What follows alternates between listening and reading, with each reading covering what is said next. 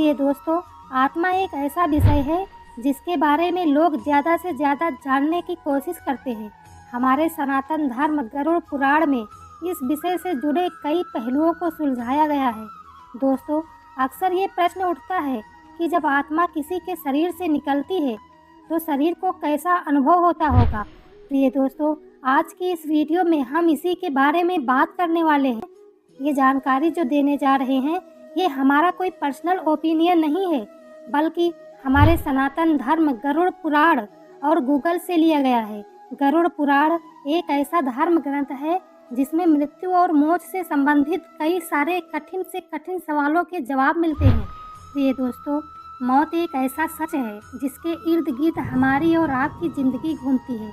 इस कड़वे सच की असलियत हम सबकी सोच से भी परे है, क्योंकि हमारे पुराणों में लिखा है कि जो अच्छे कर्म करता है उसका मौत के बाद सफ़र आसान हो जाता है, लेकिन जो पापी आत्मा होती है उसका मरने के बाद का सफ़र बहुत डरावना और दर्द से भरा होता है। लेकिन दोस्तों, क्या आपने कभी सोचा है कि जब शरीर से आत्मा निकलती है तो कैसा लगता है? वह आखिरी चंद मिनट एक शरीर के लिए कितना कष्टदायी और भारी होता है?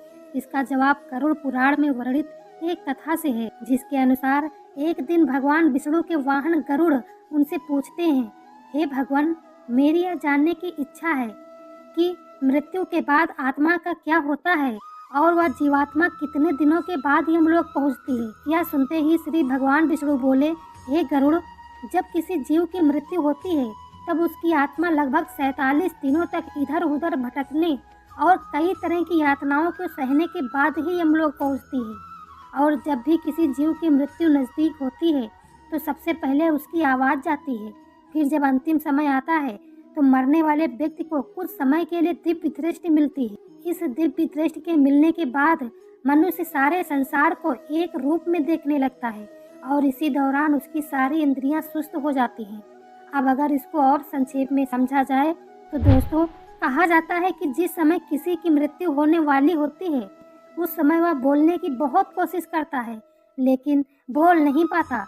कहा तो यह भी जाता है कि मरते समय उनके बोलने और सुनने की शक्ति खत्म हो जाती है, और तो और उस समय शरीर से अंगूठे के बराबर आत्मा निकलती है, जिसे कोई और नहीं बल्कि खुद यमदूत पकड़कर यमलोक लेकर जाते हैं। इतना ही नहीं, मरते समय आत्मा शरीर के 9 द्वारों में से किसी से भी शरीर को छोड़ सकती है।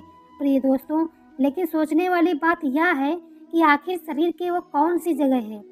दरअसल दोस्तों, यह 9 द्वार, दोनों आँखें, दोनों कान, दोनों नासिका, मुंह या फिर उत्सर्जन अंग होते हैं। जिसने अपना पूरा जीवन सिर्फ अपने और अपने परिवार के लिए सोचा है, जन कल्याण नहीं किया और सिर्फ पैसा कमाने में ही लगा रहता है, उसके प्राण उत्सर्जन अंग से निकलते हैं। कहा जाता है कि यह वह लोग भी होते हैं जिनके मन में हमेशा गंदे विचार ही रहते हैं। ऐसे लोगों की जब मृत्यु आती है तब जब यह यमदूत को देखते हैं तो वह घबरा जाते हैं और उनके प्राण नीचे की ओर सरकने लगते हैं। इसके बाद प्राण वायु नीचे के रास्ते से निकल जाती है। प्राण वायु के साथ अंगूठे के आकार का एक दृश्य जीव निकलता है। यमराज के दूत उसके गले में बांस बांध देते हैं और अपने साथ यमलोक लेकर जाते हैं। इस तरह की मृत्यु पापी व्यक्ति की मानी जाती है। प्रिय दोस्तों, आपने कुछ ऐसे भी शव देखे होंगे जिनकी आंखें खुली की खुली रह जाती हैं। कहा जाता है कि ऐसे वो लोग होते हैं जो लोग दुनिया की मोह माया में फंसे रहते हैं और उनके अंदर जीने की तमन्ना बहुत ज़्यादा होती है। इसके साथ ही परिजनों का मोह भी ज़्यादा होता है।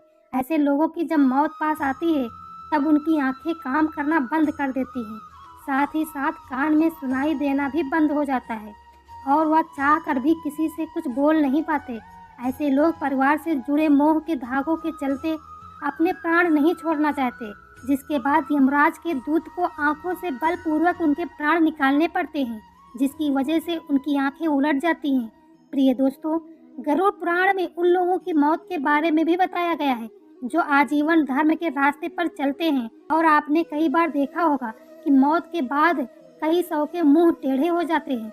बता दें कि ऐसा उन लोगों के साथ होता है जिनके प्राण मुंह से निकलते हैं। इसको बहुत ही शुभ माना जाता है। इसके साथ ही इन लोगों को यमलोक में कष्ट नहीं भोगना पड़ता है। वही शास्त्रों में नाक से प्राणों का निकलना भी बहुत शुभ बताया गया है। गरुड़ पुराण के मुताबिक इस तरह से उन्हीं लोगों के प्राण निकलते हैं जिन्होंने परिवार में रहते हुए सारे फर्ज निभाए हो और मन को बैरागी भी बना दिया हो। वही अगर हम मौत से पहले की बात करें तो आपको भी बता दें कि उससे पहले आत्मा शरीर से निकलकर कुछ देर तक बेहोशी की हालत में रहती है। आत्मा को इस तरह लगता है कि जैसे कोई बहुत मेहनत करके थका हुआ हो और गहरी नींद में हो, लेकिन कुछ पल में यह अचेत से सचेत हो जाती है और उठकर खड़ी हो जाती है। और तो और जब शरीर से आत्मा निकलती है तब आत्मा को कुछ समय तक पता ही नहीं चलता कि वह शरीर से अलग हो चुकी है। वह उसी तरह व्यवहार करती है जैसे एक शरीर में रहते हुए उसका व्यवहार था। जिसके बाद आत्मा अपने सगे संबंधियों को आवाज़ देती है पर वह सुन नहीं पाते, जिसके चलते आत्मा को बेचैनी और छटपटाहट होने लगती है। वह परेशान होकर सभी लोगों से कुछ कहना तो चाहती है पर उसकी आवाज़ बस उस तक ही गूंज कर रह जाती है। प्रिय दोस्तों, क्योंकि वह भौतिक नहीं अभौतिक आवाज़ होती है और मनुष्य केवल भौतिक चीज़ों को ही महसूस कर सकता है। इसके बाद शरीर के मृत हो जाने पर आत्मा अपने परिजनों को रोता बिलखता देख दुखी होती है और खुद भी दुख से परेशान होकर रोती है, लेकिन उसके वश में कुछ नहीं होता। वह लाचार होकर सब कुछ देखने और अपने जीवन काल में किए गए कर्मों को याद करके दुखी होती है। जिसके बाद यम के दूत आत्मा से कहते हैं, चलो अब यहाँ से चलने का समय आ गया है। और कर्मों के अनुसार उसे लेकर यम मार्ग की ओर चल पड़ते हैं। इतना ही नहीं, मौत के आगे के सफर के बारे में भी गरुड़ पुराण में बताया गया है। दोस्तों, कहा जाता है कि मृत्यु के बाद मनुष्य के कर्मों के हिसाब से उसे स्वर्ग या नरक मिलता है। सबसे पहले मृत्यु के बाद आत्मा को यमदूत केवल 24 घंटे के लिए ही यमलोक लेकर जाते हैं और इन 24 घंटों के दौरान आत्मा को उसके द्वारा किए गए सभी पाप और पुण्य दिखाए जाते हैं। इसके बाद उस आत्मा को फिर से वहीं छोड़ दिया जाता है जहां उसने अपने प्राणों को त्याग किया था और अगले 13 दिन तक आत्मा वहीं रहती है। जब उस आत्मा के धरती पर 13 दिन बीत जाते हैं तब उसे वापस यमलोक ले जाया जाता है। यही नहीं, मृत्यु के बाद जीवात्मा को यमलोक के मार्ग कई तरह की बाधाओं का सामना करना पड़ता है। जो अच्छी आत्माएं होती हैं उन्हें इन बाधाओं से कोई फर्क नहीं पड़ता, वही बुरी आत्माओं को कई प्रकार की यातनाओं का सामना करना पड़ता है। दोस्तों, हिंदू धर्म में ऐसा माना जाता है कि मनुष्य की मृत्यु के 10 दिन तक पिंडदान जरूर करना चाहिए, क्योंकि पिंडदान से सूक्ष्म शरीर को चलने की शक्ति मिलती है। लेकिन इसके बाद भी आत्मा का यमलोक तक का सफर समाप्त नहीं होता, बल्कि पहले से अधिक कठिनाइयों से भरा होता है। ऐसा इसलिए क्योंकि उसके बाद शुरू होती है वैतरणी नदी को पार करने की यात्रा।